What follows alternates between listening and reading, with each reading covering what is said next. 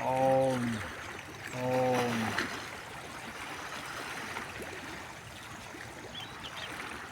भक्त और भगवान।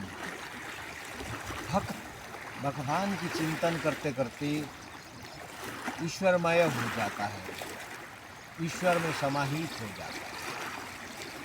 आत्मा स्व परमात्मा, आत्मा स्वयं परमात्मा का चिंतन करते करते परमात्मामय बन जाता है। तो कैसे?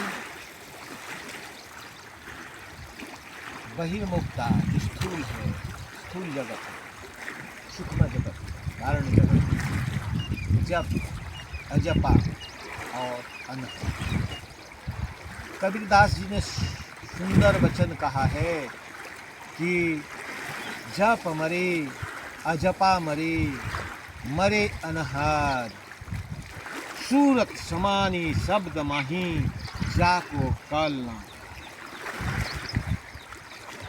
जो जप को मार दिया, जिसने अजपा को मार दिया, जिसने अनहद को प्रकट कर दिया, उसको काल भी कुछ बिगाड़ नहीं सकता। इसी का वर्णना है।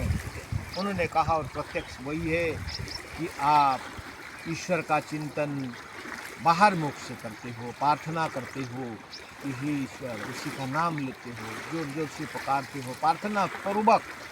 जो प्रार्थना हम करते हैं तो बाह्य जगत से करते हैं, पुकार के करते हैं। तो पुकार के हमने किया, फिर वो शब्द भी कब विलुप्त हो गया। प्रार्थना करते करते करते करते आप थक गए, इसलिए आपने अंतर्मुख हो गए।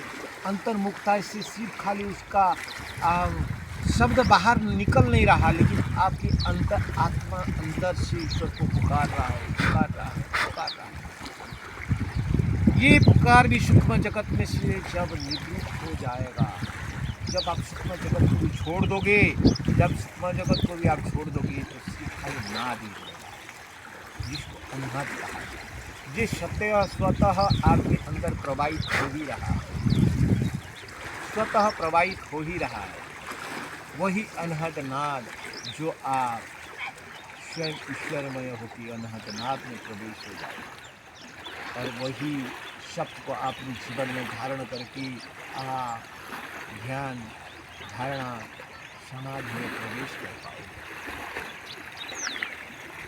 रामानंद भगवान ने कहा, करके जपूं न मुख से जपूं, उर से जपूं न राम, राम सदा हमको जपे और हम करे विश्राम। ये संत रामानंद जी ने कहा। तो हमारा संतों की वरदान बहुत सारे हैं, सिर्फ खाली ढूंढने का जरूरत है और पॉइंट को पकड़ने का। उस चैप्टर, उस फोल्डर को खोलो और उस फोल्डर को अपने जीवन में इंस्टॉल कर लो।